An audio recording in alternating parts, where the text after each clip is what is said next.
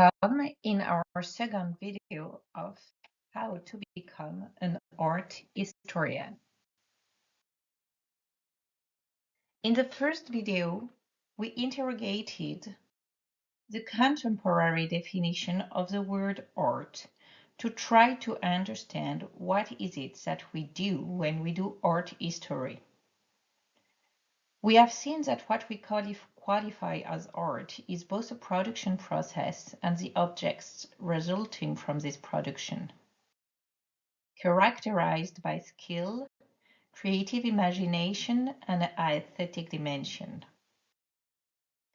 We have also seen that in ancient societies, and particularly in the one we are focusing on in this series of videos, the late antique Iranian society, there are no equivalent of the modern word art.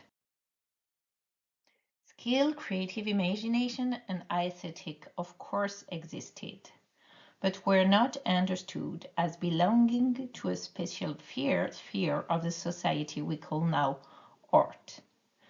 The consequence of that is, when I do ancient art history, I tend to seek for art through my modern lens.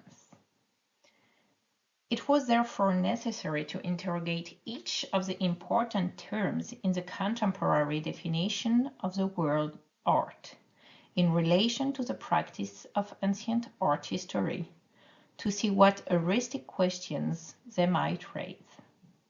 Practicing ancient art history means contextualizing what makes art, and therefore detaching oneself from one's modern understanding of art.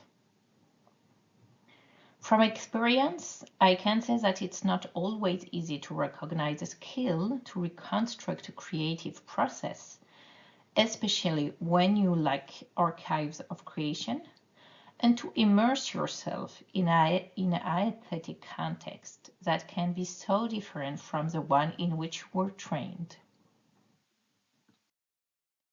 One of the ways to try to not project a specific modern aesthetic context on ancient productions is to practice historiography.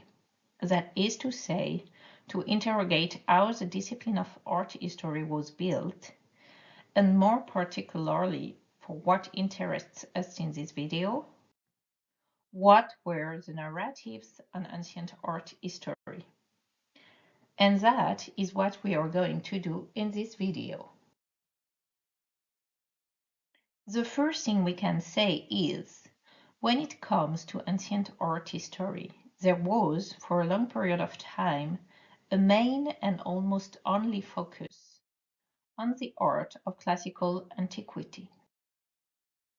It is a situation that is very well described in an article by the French archaeologist and historian Philippe Bruneau, a specialist of ancient Greece. This article was published in 1975, and of course the methodological situation of ancient art history has evolved since then.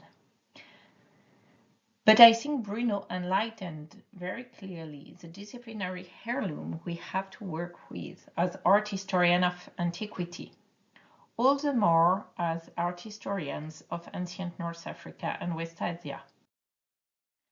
I think the most important thing in Bruno's article is his demonstration of how our modern notion of art is the result of a historical process that took place in Greece between the 6th and the 4th centuries BCE.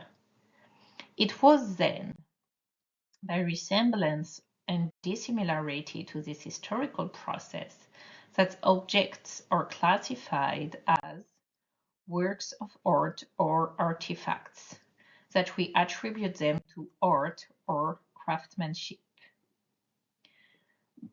Bruno understood this historical process toward our modern art in two steps. The first is a differentiation from the craftsman. That differentiation appears in Phaedra by Plato, who classifies functions within the society. In the seventh place, we find workers, and in the sixth place, poets and imitators. There are two important points here. The first is a hierarchy of people depending on the nature of their production, and the second is the appearance of the notion of imitation. We are going to talk more about this notion in our first video, so stay tuned. The second step Bruneau saw in the historical process towards art is the existence of textual sources that acknowledged the differentiation between workers and poets and imitators. For example, even if the text does not exist anymore, we know by quotations that the Greek sculptor Polykleitos would have written a text on the ideal dimensions of the Greek statuary about one of his own works, identified as the Doryphor. In doing so, Polykleitos was trying to differentiate his work from the production of the workers, where, according to him, ideal and beauty were not at stake. In classical antiquity, we see the emergence of authors discussing what we now call art, and whose views constitute the first art narratives we have partly inherited. An important author for art narratives is Pliny the Elder. In a way, Pliny can be considered as an art critic. Pliny the Elder never dedicated a specific word to what he would have called art.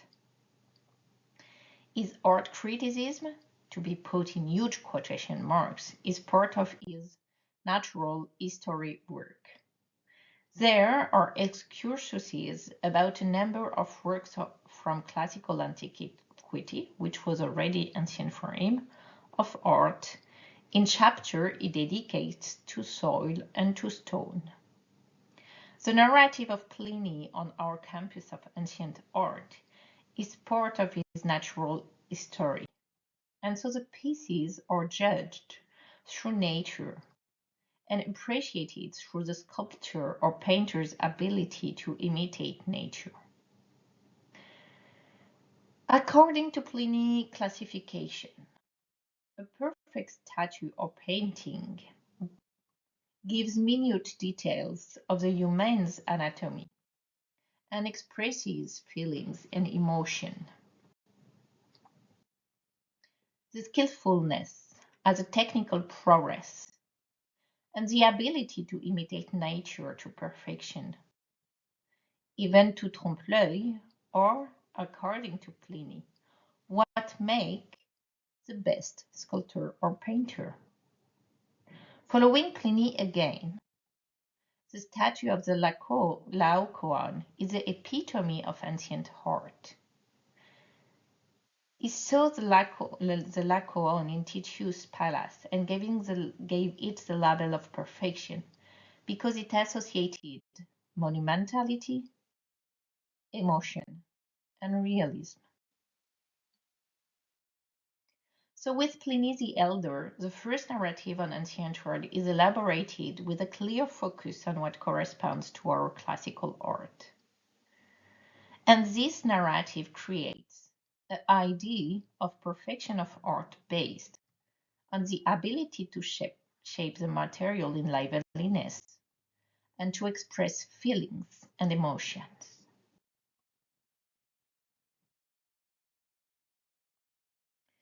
During the Renaissance period, the rediscovery of objects and texts from classical antiquity is going to lock, in a way, the narrative on ancient art and is going to anchor what we could call the Plinian aesthetic. One important event is the discovery of the Laocoon statue, the 14th of January 1506. The statue corresponds exactly to Pliny's description and settled then his authority in terms of ancient art criticism.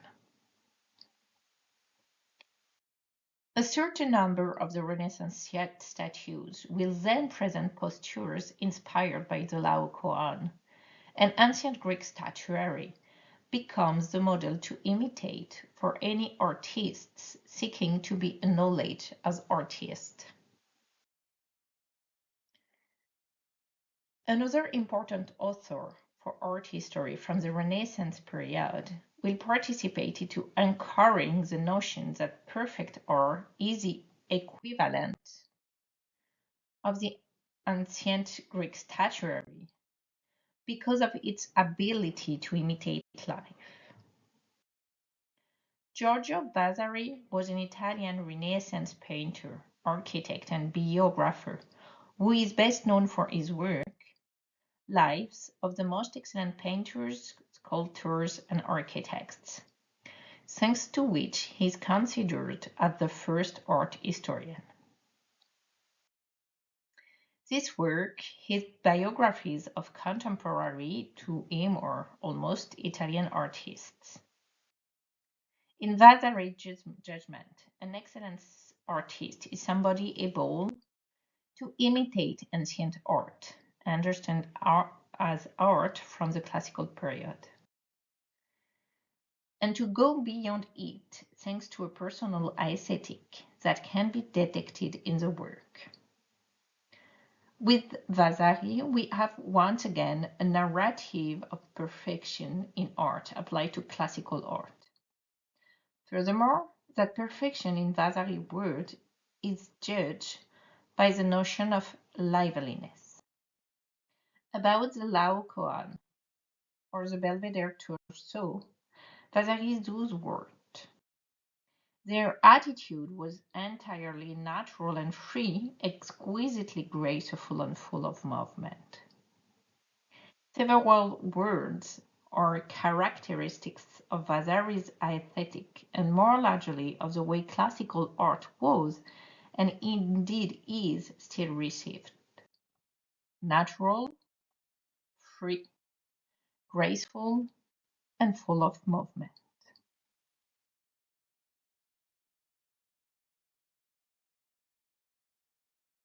I think that this specific aesthetic narrative on classical art was then anchored even more by the way art of the Renaissance was received in later periods as being a renewal after the so-called Dark Ages of the Middle Ages.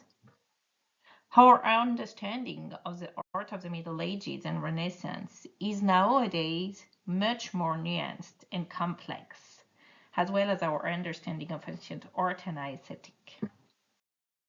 Nevertheless, I do still feel that when it comes to practice to ancient art history, particularly when doing ancient art history from North Africa and West Asia, we still need to go beyond our classical eye.